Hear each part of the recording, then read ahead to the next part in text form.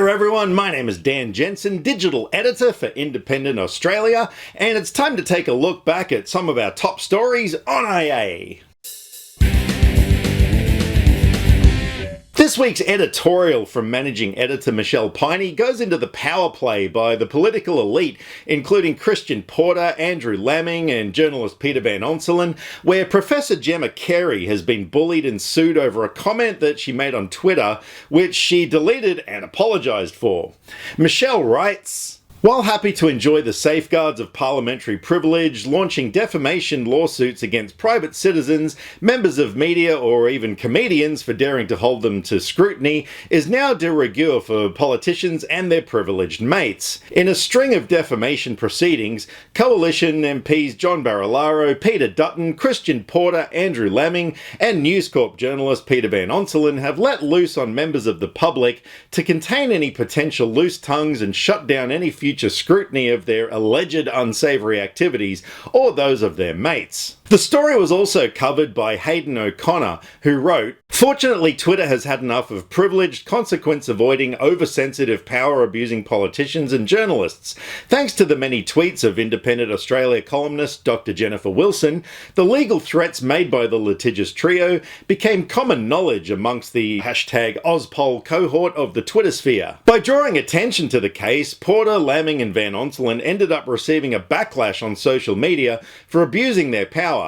As Hayden put it, whilst the women of Australia shouldn't have to put up with this government's neglect or defamation threats from politicians, it is heartening to know that the public has each other's back when it comes to defending ourselves from the political elite." Anti-lockdown columnist Tom Tanuki wrote a piece on so-called citizen journalists, such as Avi Yamini and Rukshan Fernando, and how they're nothing more than right-wing propagandists and complete frauds.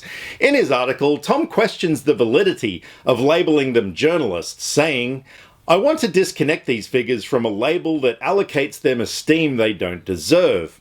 Citizen journalism can attract criticism for competing with the operation of better quality, better funded establishment journalism, and it can be prone to bias, but it nonetheless implies an independent participation in news gathering.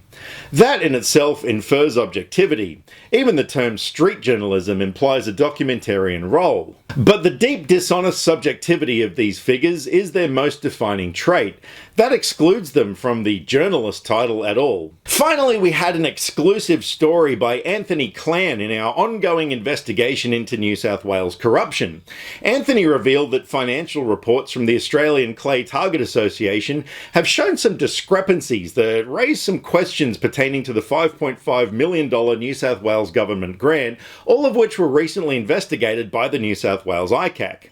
He writes, "The 1,000-person Wagga Wagga Gun Club Convention Centre development at the heart of corruption inquiries was greenlit by the local council, whose members include the project's developer, before the New South Wales government even awarded the $5.5 million grant to fund it. It can also be revealed that the Australian Clay Target Association, or ACTA, has reported in different documents substantially different figures for the cost of the project, including $5.5 million, $6.7 million and $7.36 million.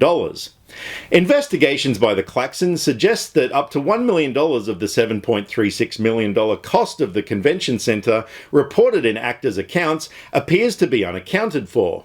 Anthony talks about the involvement of former MP Daryl Maguire and current New South Wales Premier Dominic Perrottet, indicating just how low the New South Wales government has sunk into a pit of corruption. Those are just some of the stories from through the week, but if you'd like to read more, make sure you subscribe to Independent Australia by following the links in the description box below.